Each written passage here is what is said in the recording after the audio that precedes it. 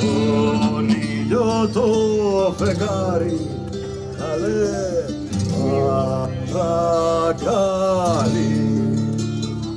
Hey everyone, Keith here. I had two things I wanted to share before we get into this recap of our trip to Greece. First of all, thanks to everybody for listening. With your help, we passed 2,000 downloads a few episodes ago, and I'm really excited about that. Please leave a 5-star review on whatever platform you're using to listen, and share the podcast with a friend of yours. The more that listen, the better I'm sure it will be.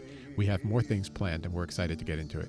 Secondly, technology being technology, there was a little bit of a glitch at the beginning of this audio, so you're going to miss out on me welcoming Taylor to the podcast. But Taylor is back, and we're going to talk about Greece. So let's go ahead and get into it right now. Thanks for listening.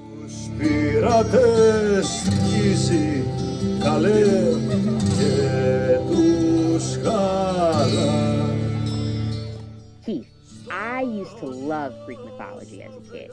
I read all of the Greek mythology books in the library in my high school, and the librarian literally had to tell me, stop, we have no more. So I am so excited to hear about this trip. I know you started your trip in Athens, right? Tell me about that. Yeah, Athens was the international airport that we flew into, and we were coming from Portugal, so it was a pretty quick nonstop. And people kind of talked down about Athens. Prior to the trip, people would say, well, you spend a day in Athens max, and that's plenty, and then get out into the Greek islands. And we really enjoyed Athens. We planned on spending 3 nights there, and it was a great start to the trip in Greece. I will say that we had a little bit of trouble when we left the airport. You had trouble in the airport? Leaving? Coming from Ghana, where people were willing to help and then turn around and ask for a tip or for money or for whatever, I kind of didn't have my guard up because everybody seemed pretty chill at the airport in Greece. And we were trying to get to the hotel. I looked at Uber and it was pretty expensive, but then they had a flat rate for the cab. And I was like, well, it's about the same, so let's just get in a cab instead of waiting for an Uber. When we went out to the cab line, I asked the guy, does he take credit cards? And he said yes. And we were running a little bit low on cash. We had sort of figured how much cash we would need for all the trips. And he said, yeah, he took credit cards. When we get to the hotel, he turns around and says he doesn't take credit cards. And then he throws up a number on his phone, because he couldn't speak any English, that was significantly higher than the flat rate that was posted in the airport. But we were so exhausted and tired that Tasha said, just pay him, because it's not going to be worth getting into an argument with him now that we're already here 30 or 40 minutes later. But it just set a tone where when I finally paid him and went into our hotel, I was like, I think I just got hustled. I'm pretty sure this dude just hustled me like day 1, hour 1 in Greece. And so my guard was up in Athens because people had said what they said about Athens. And then I feel like I got hustled at the airport when I landed. That set an interesting tone as we got started in Greece. Keith, we're Chicagoans. We're not supposed to get hustled. And Taylor, this is like country number 13. Like, I've been a lot of places that I should have gotten hustled, and here I am getting hustled, like rookie mistakes. I let my guard down when I got to Europe, I think is what happened. And Portugal was kind of chill, so I think I maybe a little bit overconfident.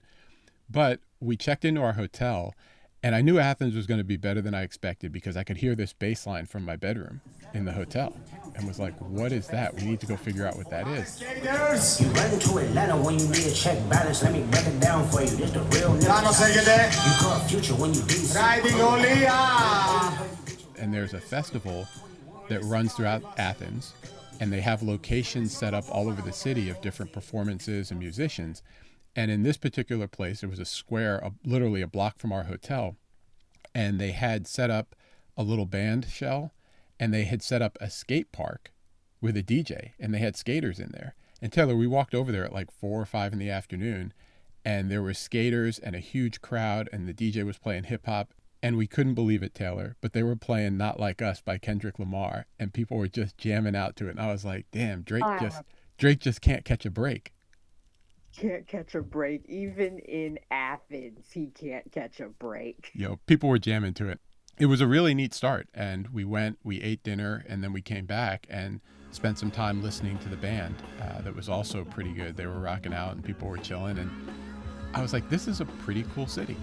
And that was our first night. We arrived in the afternoon, and that was how we spent our first night. And we woke up the next morning ready to take on Athens.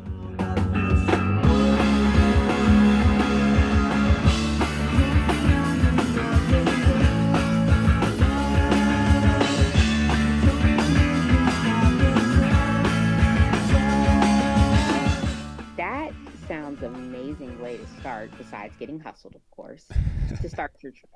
And the little bit that I do know about Athens, just from my reading, is that there's a lot of great historical sites.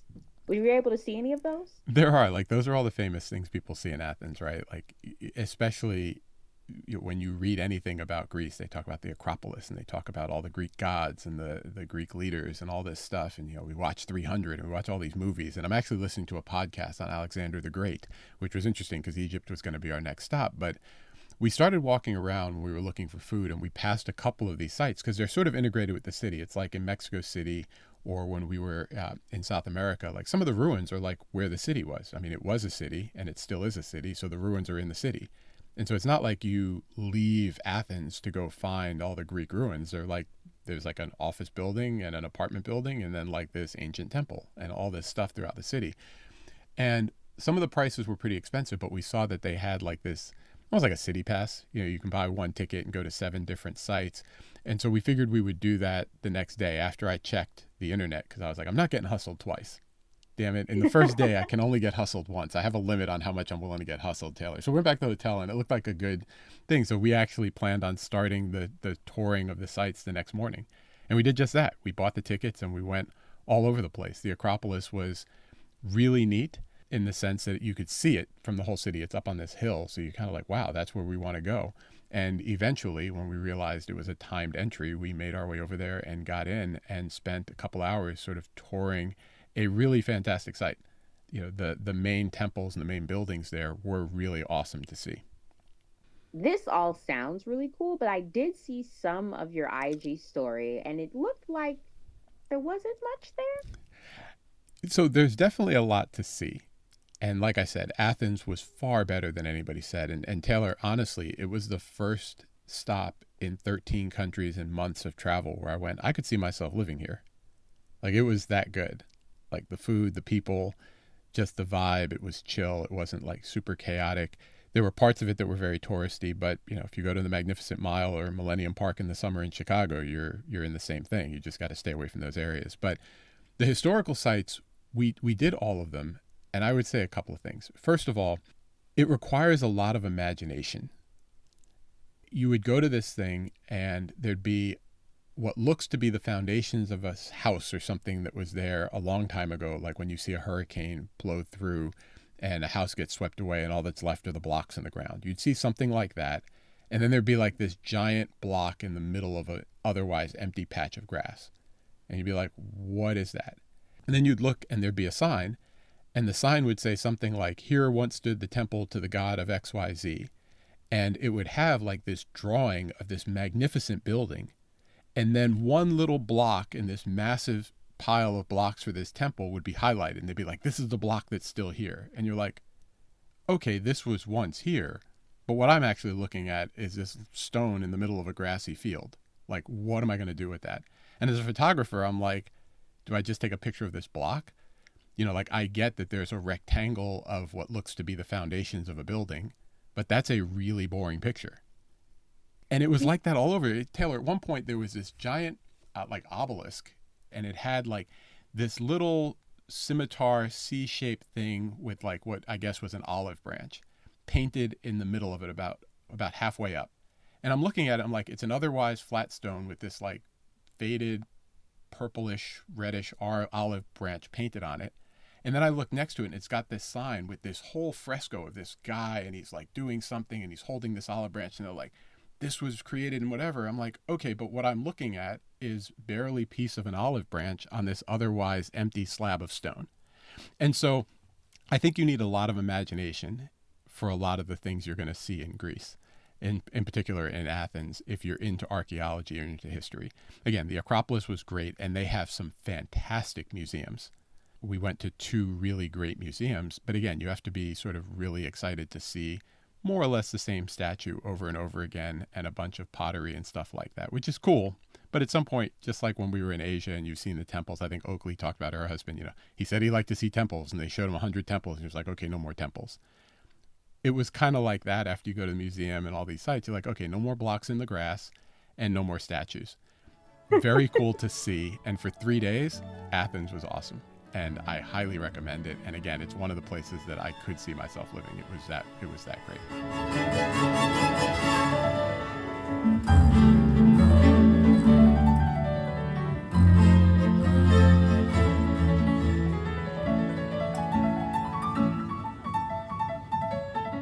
Even though it sounds like there was a lot of just stone slabs, Athens still sounds really amazing. Like it really pairs history with culture very well.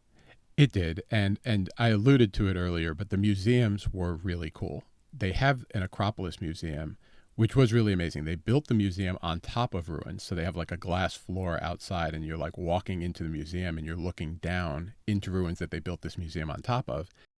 And then the top floor of the museum, they built in a square shape, and they took the pieces that had either fallen off or had been removed from the Acropolis, from the Parthenon, I think it was, and they sort of have the building laid out like the Parthenon. And so the pieces and the statues that were taken from there, you can actually just walk around and see them in the place that they would be, with these huge windows that actually look at the actual building. So you can sort of put it all together, except it's air conditioned, it's not blazing hot.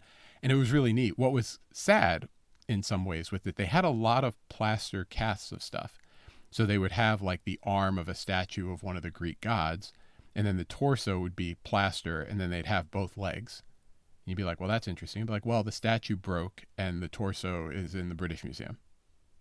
Or the head of this statue is in the Louvre, but we have the body. And so they would make a plaster cast of it, and they knew what to make it look like because it exists, it's just not here. And so it was weird because you would see these statues that were seemingly aged and weathered, and then you'd see like this bright plaster that was clearly filling in gaps. And it wasn't because they couldn't find it, it was because they couldn't get them back. And that was a little tough because you're like, well, if they make this investment to build the museum and you know you took it, you probably should give it back. And some of the museums actually had pictures of this British dude and his team like chopping up columns at some of the temples and carving off parts of these different buildings so that you could bring them to England. But it was just really interesting because as you're touring this place, you see the history and you want to appreciate the history, but you realize that some people appreciated it so much they helped themselves to the artifacts and took them. And we hear about that a lot across the world in different museums. And I think we talked a little bit about that in Ghana as well, just about how a lot of people came and took some stuff and refused to give it back now. Well, I was adding to the list of things knowing that England and the British Museum were on our itinerary for later in the trip. I was just adding to the list of things and rooms that I wanted to go in and see if I could identify the artifacts, Taylor. That's where this is all heading.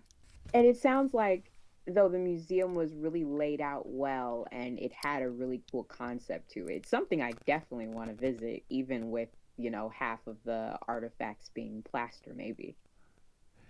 Definitely. That museum was really great. And I don't mean to make it sound like you're going to see a finger and the rest of the statue is going to be plaster, but there were clearly just things where you're like, it would be really awesome if they were all back where they belonged and if people had left things intact.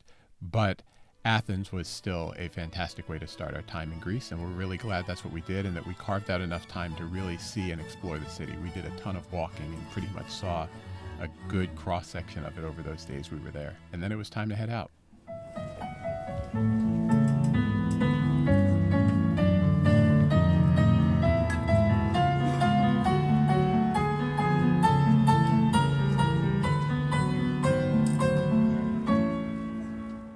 Athens just sounds phenomenal. We could talk about it all day, but I know that you had a second stop, and that was, I believe, Santorini, which, man, everyone talks about Santorini. So tell me your Santorini experience. So my view of Santorini, given how Tasha and I like to travel, I'm not packing all kinds of dress clothes. Like we have some friends that like to travel, but when they travel, they like to get changed and color coordinated for dinner. And I'm like, yeah, that's not us. If I'm hungry, I'm going to eat in whatever I was in when I decided I was hungry. And, there's some cruises that happen and they're like, the attire for dinner, I was like, is decent, that covers all of your private parts. That's what the attire for dinner should be on any trip. We don't bring a ton of stuff to get dressed up. Santorini was where the influencers go. And it was special in the sense that when you're there, it's really hard to describe. I don't remember seeing anything else like it. the cliffs and the white buildings, it's exactly like you see in the pictures, which was really cool. It actually reminded me of the Amalfi Coast, except those buildings were very colorful. These were all white. What was interesting was that you'd see people who had hired these photographers to take these flowing dresses. They would have these dresses that have like the long train and they're really light fabric. And we've taken those pictures here in Chicago. I've done it at different workshops, but you can stand with the white buildings in the background or the ocean in the background and the wind is blowing your dress and the photographer makes you look super majestic. It was just interesting because everybody takes that picture. And if you remember when I was in Laos and I said I was going out every morning with the monks and the alms, like for me, the fun part is going out and taking the pictures nobody else is getting. But in Santorini, it was like everybody's goal was to go out and get the pictures that everybody's getting. And if you're not taking pictures of the photographer, then you have to wear blue and white. Like that's what everybody was doing, which, you know, the colors on the Greek flag. But when you look, at least 2/3 of everybody walking around was in blue and white, presumably because that's what they saw on Instagram. And that's what they assumed the uniform was. But at the end of the day, Santorini was our second stop, and we took a flight over there and got settled into our hotel with relatively little pain, and I didn't get hustled this time, which was also a plus. Great. I was hoping that that didn't happen. And how was the accommodations, the flight, even just walking around? Like we do on most trips, this was about the midpoint, Taylor, so we kind of wanted to chill. Like we didn't have a bunch of stuff set up. We didn't have a bunch of guides and plans. We were like, let's just go chill. And candidly, Santorini wasn't cheap. And so we were like, I'm trying to enjoy the hotel that I just paid a lot for. So I'm not trying to go see everything. You know, if I was in a crappy hotel that I saved money on, I'd be like, cool, let's go see the island. But when you stay at a hotel like that, part of the benefit of being on the island is spending time at that hotel and enjoying what it has to offer. So what was really interesting was that our hotel looked great online, had a great view, and it was really nice, but there were some weird things about it. You know, our room when we arrived had just been painted the day before. So it was like this bright white, like just, I mean, the brightest white you can imagine with the sun coming through in the mornings. The whole room would just light up with very little light. And it's kind of what you expect. Like when you see Santorini online, you're like, oh, this is amazing. The problem is that anytime you touch the wall or your suitcase rubs up against the wall or you set out that little tray that you can put your bag on, anytime that touches the wall, it marks up these spotless, flawless walls. So I definitely left my mark in the hotel room, which was interesting, especially because they had no drawers. Like it looked like an amazing hotel room online. And you're like, well, who designed this? Like the nightstands were like some blocks with a slab of wood on top, no drawers. The closet had no drawers in it. The drawers that they did have by the minibar were full of like minibar crap. And there was no dresser in the room. So I'm like, wow, this is amazing. I'm in this super fancy, amazing hotel. And I have to live out of my suitcase because they have no drawers. And you can hang up your stuff, but it's not like you're hanging up your underwear in the closet. It was just really fascinating. And I told them, I was like, can y'all bring me a nightstand or something? And they were like, we'll look at it, but it never showed up.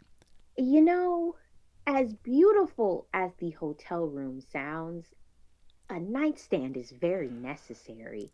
And that sounds very weird. Just, you know, it's one of those things where there's a lot of hotels that are like so fancy, they're almost too fancy for their own good. And I'm like, somebody overthought this. They're like, yes, that wall would look amazing if I could move the dresser out. But it's a hotel room and I want to unpack. And then what was wild was we had a bathroom. We're like, there's no shower in the bathroom. And then we looked and there was a stairway down into like the basement of this room. And we're like, oh, that's interesting. So we go down into the basement and it is a giant room with 2 shower heads, a sink, no toilet, but a sink and like another changing area. And it's like a giant shower room. And it's also like spotless white down in the bottom floor of our room. Taylor, it was easily over 100 square feet, easily a 10 by 10 room, if not bigger, down there that was like a giant shower with 2 showers in this room. It was like a giant locker room for our hotel room. Have you ever heard of 365 Days, the Netflix movie? No, but you're about to tell me about it. I am. It's for all our listeners, if you know that movie, you know that movie. And it sounds like this hotel room looks just like the set within the movie. It gives very much like this is too nice and fancy for anyone to relatively actually live here for a long period of time. But what is the movie about? It's definitely an adult movie. It's a grown people's movie. It's about basically a mobster who kidnaps a woman because he fell in love with her. And it's based in Greece. Got it. Well, on that note, my first reaction was, do they rent this out for porn sets? We're on the same page. I was like, what do you need a shower that could easily fit 15 people in it for? And that's how big the shower is. That's why I was thinking about this movie, because the shower was massively large for no reason. It was this dark room where you shower and brush your teeth at, and that's all you can do.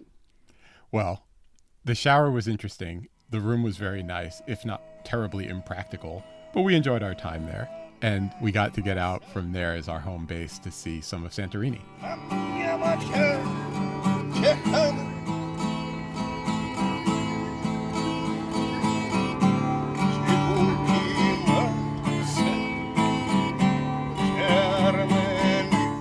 And how was your first steps into the city of Santorini? There are two parts of Santorini that we visited. We stayed in Oia, which I think is how you pronounce it. It's 3 vowels, so it's like a great Scrabble word if you could use proper nouns, O-I-A. There's another town called Fira, which seemed to be where the cruise ships would go. And they told us there's a hiking trail that you could take from Fira to Oia or Oia to Fira. And so we went to Fira, we walked around for an afternoon, we had lunch, and it was a little bit more touristy. It was kind of what you expect when you go to Greece, where you expect the cruise ships to be in town and it to be overrun with cruise ship passengers, just like most downtown areas. The restaurants aren't super authentic. They're not super great because they're catering to tourists. They're like, we're just going to make good food. You're only here for a day. I don't need to keep you coming back because you're leaving. We saw what there was to see, but just like when we were in the Amalfi Coast, a couple of years ago, it was just too crowded. And we were like, all right, let's go.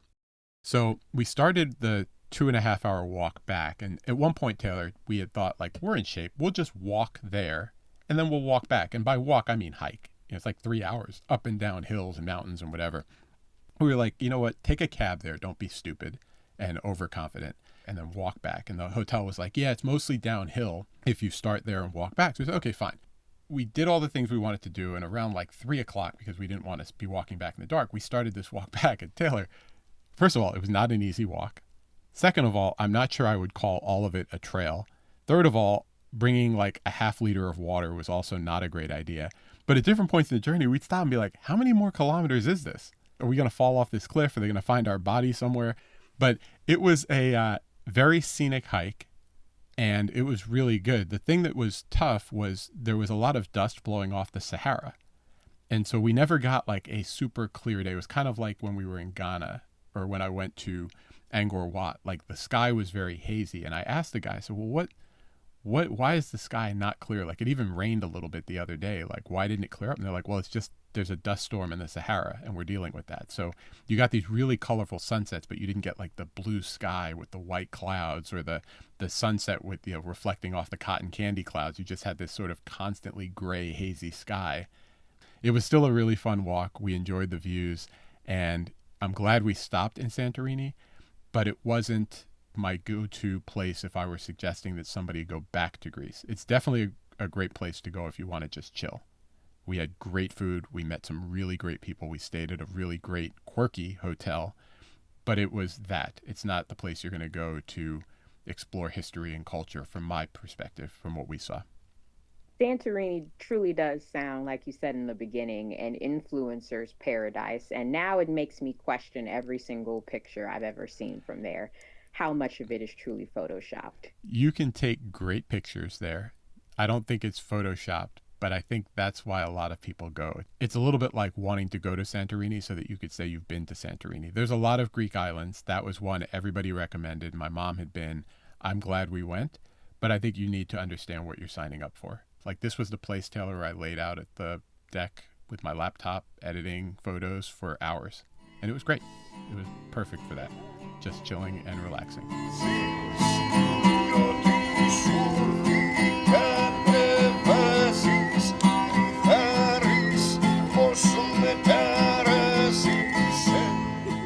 Santorini sounds like you got your relaxation in, you were able to really reset and kind of get your mental together after being to country after country after country. So I know that you had your final stop in Crete. Okay, tell me about it. How was the experience? How were you able to end your trip? Crete reminded me a little bit of Cuba. When we went to Cuba, we went to 2 spots in Cuba, but it is a massive island. And I think for someone who grew up going to the Caribbean and went a lot over the years, where you can go to the Caribbean, rent a car, and drive the whole island in a day and say you saw it, 3 nights in Crete was definitely not enough.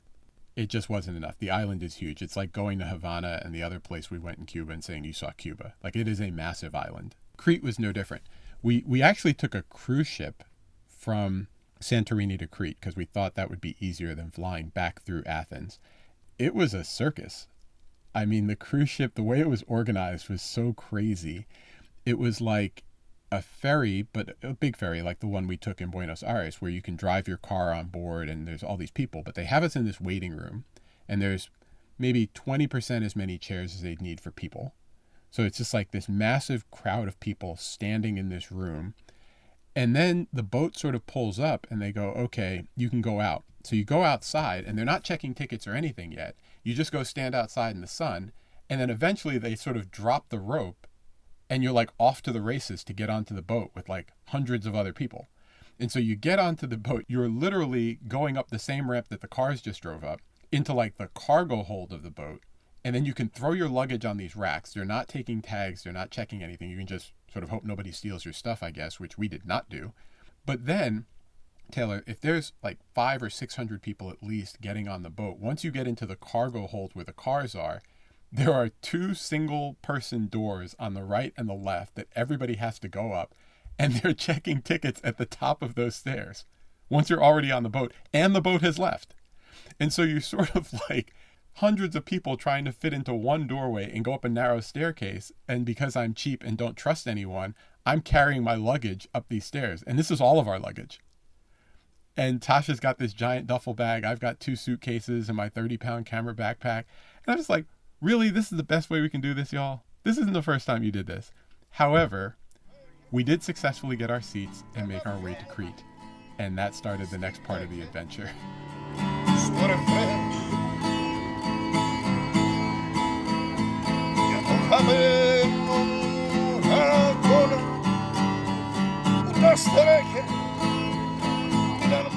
For a place that I never heard of up until this podcast, it sounds like 1, it's massive, and 2, there is already a lot happening in your trip on this cruise.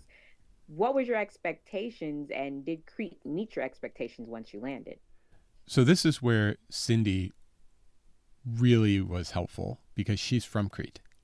And a lot of what she was talking about in the Greek episode that we did a few weeks ago was about her hometown, Crete. And Crete felt like the Greece that I expected. When we got to the port, we had arranged for a driver to take us to our hotel because it was like 2 hours away. So it wasn't like you could just grab a taxi. So we set that up, and our driver was awesome. He was the warmest, friendliest person, the same way that Sindi described the people in the culture. And he wanted to know about us. He talked about his favorite sports teams and how all the sports clubs work in Crete. But he also talked about his family a lot. And he talked about the fact that he has an olive farm. And everybody we talked to seemed to have an olive farm. And he knew the number of trees on the farm.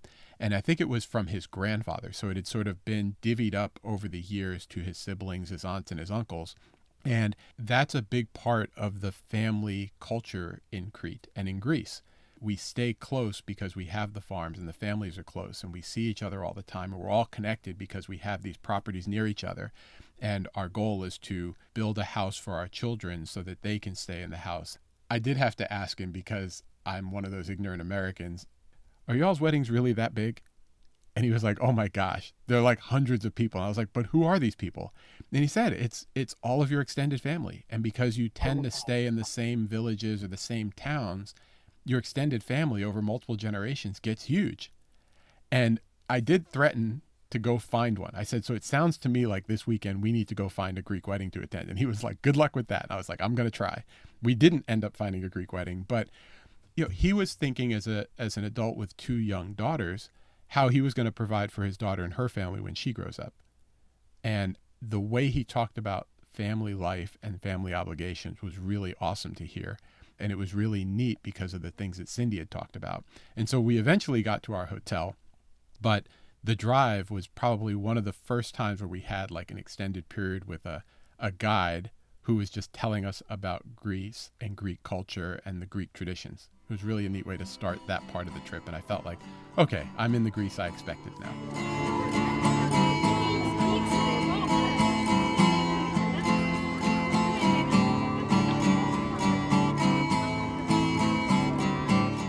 So far, it sounds warm, it sounds inviting, it sounds like it is the place to be. I guess my next question is, what did you see there? So we went to Hania, which is on the northwest side of Crete. We sort of arrived in the center. There's a couple of other towns that we probably would visit if we go back. And we started with a bike tour on day one. And it was really awesome because it got us oriented. It was the first bike tour that we did on any of the trips. But when we get to a city for the first time, just like we did in Athens, where we spent the evening walking around and exploring, we like to get oriented so we can say, oh, we want to go back there. We don't need to see that again. We saw it. And we started the bike tour on day one. The guide, I think it was Bike Around Hania, he was great. And we had tried to book a walking tour. They didn't have room for us. So we were like, all right, I guess we'll do a bike tour because I'm not super keen to do a bike tour with all my camera gear. But it was definitely the best thing for us to do because we got to cover a lot more ground than we would have covered on foot. And then for the next 2 days, we were open and could walk and do whatever we wanted. And so we saw a lot of things, and then we just made our way back through all of those things and all the restaurants that I pinned on Google Maps.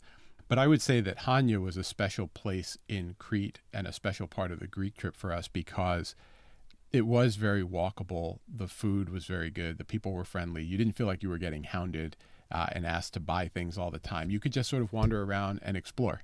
And that's what we did for the next 2.5 days after that tour.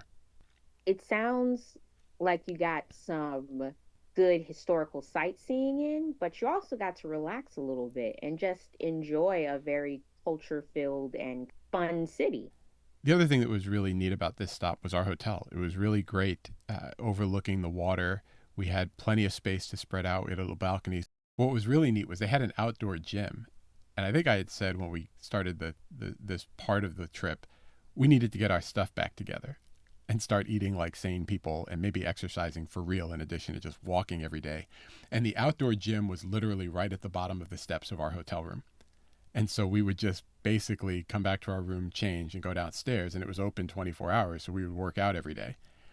We got back to a little bit of normalcy in Greece. 3 stops, 3 nights each is enough time to sort of unpack and get settled in a way where you can just kind of relax. You don't feel like you're running all the time. And when you combine that with just sort of the laid back vibes in Crete from what we saw, we just continued relaxing. And the 9 days that we ended up spending in Greece was a great way to see history, experience culture, meet some warm people, except that first cab driver, and just relax and recharge for the next part of our trip, which was going to be a pretty big blitz. But we're glad that we stopped there, and we would certainly go back to Greece and explore more of the islands and probably spend a little bit more time in Athens relaxing next time.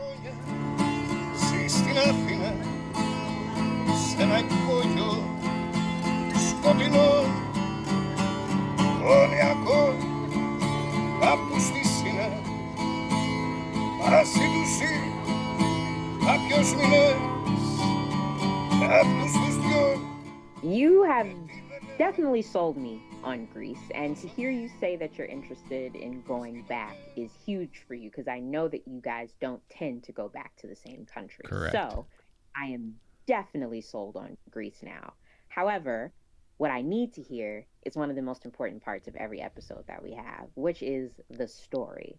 And it sounds like you've had some pretty interesting experiences already in this country. So I feel like this story is going to be especially special. So what is it, Keith? What is the story that you would share about Greece? Taylor, the pressure that you put on me to come up with the right one is real. And I thought about getting hustled on the way back from the airport, but I was like, well, that was just me getting hustled. There's no story there. He gave me a price that was significantly higher, and I paid it for some reason.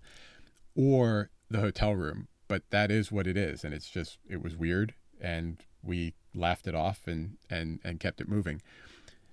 And there was also all the historical sites that had been sort of plundered over the centuries. And I was like, well, what's the story in here? And I thought about this place we visited when we were in Hania, and we decided to go to the National Soccer Teams Museum. And part of it was it's free, it's on the way, and it's just another one of those things where you can just see Like maybe it's not the most touristy spot, but you just sort of see like, okay, how do they think about their national soccer team?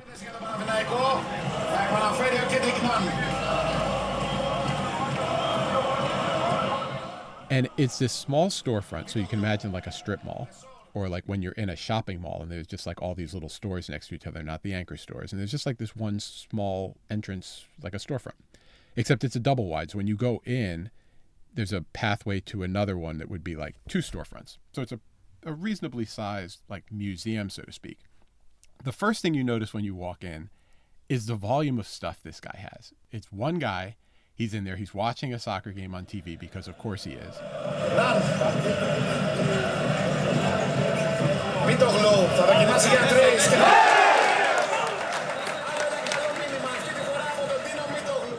But when you walk in, there's like a whole wall of autographed soccer balls that are mounted. And they're mounted, but he's got so many that they're like mounted with even spacing, and he's just sort of balanced other ones in between. And on the other side of the wall, there's just all these jerseys. And it's almost like a quilt on the ceiling of just jerseys sort of stacked or laid out one next to the other. And they're all autographed. There's all these different jerseys. And on the other side, he's got like framed tickets. So you sort of walk into a fully immersive sort of soccer memorabilia place, football memorabilia place. And then as you're going into the store, it's almost like you're in like a Marshall's or a TJ Maxx or a thrift shop. There are just racks of jerseys. And I mean, like, not like, oh, let me browse through these like you might in your home closet. They are packed so tight that you have to like try to pull them apart if you want to see the jerseys. So he's got like hundreds of jerseys jammed together in here. And to give you a sense of this guy who's running this place, I mentioned that one of my sons is a Wolfsburg fan. And he goes, oh, Wolfsburg? And he like shimmies himself between these 2 racks because you can't really fit between them. So he wedges himself in there. And then like a savant just sort of starts rummaging through the back third of this rack, and he pulls out a Wolfsburg jersey, and it's signed by one of the Wolfsburg players. He goes, oh, like these guys. I mean, it was literally like watching Rain Man. Like with all the crap in this store, I mentioned one team, and he's like, oh, I know exactly where that jersey is. And you're like, are you kidding me? So we're enjoying it, and it's neat. It's free. It's just this guy's passion for the team is amazing. So we go to look in the adjacent room, and we go in there, and he goes, hey, take a look at this. And he's got all the national jerseys. So unlike the other room, which had all kinds of jerseys, this one is like all blue and white. He's got all the jerseys on the wall. And he hands over this trophy to Tasha, and it's heavy as crap. He hands it to her, jokingly, but it's like 25 pounds probably. And he sort of like, you almost drop it when he hands it to you. And we look now, Taylor, right now, as we're recording this, the Euros are going on. And there's the semifinal game today. I watched the one yesterday. The finals are this weekend. And the Euros is like their Super Bowl. For context, in 2016, I looked this up because I was curious. 600 million people watched the finals of the Euros. Oh. It is a massive tournament. Greece won it in 2004. It's the only time they've won it. Taylor, this dude handed us the Euro trophy that Greece won in 2004. He just had the trophy like chilling in the window of his little storefront museum. And it was like, I was like, is this the real thing? He's like, yeah, we won this in 2004. And I'm thinking to myself, why do you have this in your store? And why are you letting us just handle it without gloves? Like, he left us in there, and I took it and put it back on the floor so I could take some other pictures of it. And he didn't exactly explain why he had it in there. But Taylor, we got to like hold the actual Euro Championship trophy from 2004, the only time Greece has won it. And Tasha and I were like taking selfies with it. That's like me having the Heisman, or like a Super Bowl trophy, or like an all like yeah. So we took some pictures and we got to talk with the guy a little bit. It turns out he's like the president or head of their, almost like their fan club, it sounded like. So when the Greek national team plays in different countries, groups will fly over and he coordinates those groups. So when you see the Greek fans sitting in one section, it sounds like he's the guy who brought them all over from Greece. We hung out and talked to them a little bit, but it was really a cool stop. It was one of the quirkiest things that I think we saw in our time in Greece. And what was really interesting was that we thought about like, how do you start something like this? And as best we could tell, he was probably a super fan who started accumulating stuff in his house. And at some point, my guess is his significant other was like, this stuff has to go. And he wasn't quite ready to get rid of it. And so he opened the Greek national team museum. And that's where he spends his days watching soccer and entertaining tourists when they come. I'm not sure if it was the coolest thing and the thing that everybody would go when they visit Greece or they stop in Crete. But for us, it was a really cool 45-minute stop. And I wouldn't have traded that experience and meeting and talking with him and experiencing his passion for the soccer team for anything. I'm really glad that we did it. And it was super cool to check out. And that's the story that I would share at Grown Folks. And you know what? I like your version of that, of those events, because in my head, that's the only reason why someone would start this type of museum. Taylor, Just because they accumulate too much stuff. 100%. And there's certain parts of things that I'm into that could very well lead me down the same path. So in some sense, I got a glimpse of the future. Taylor, thanks for coming on and letting me share a little bit about Greece. There's a certain amount of history in Greece that we wanted to see, but we also just wanted to see some of the prettier places that we see online and experience some of the culture. And I think between Athens, Santorini, and Crete, we got to experience 3 very different places in one country. And it was a great stop where we got to recharge and relax in the middle of the trip. And I look forward to getting to talk with you about Egypt in our next episode. I can't wait. See you soon, Keith.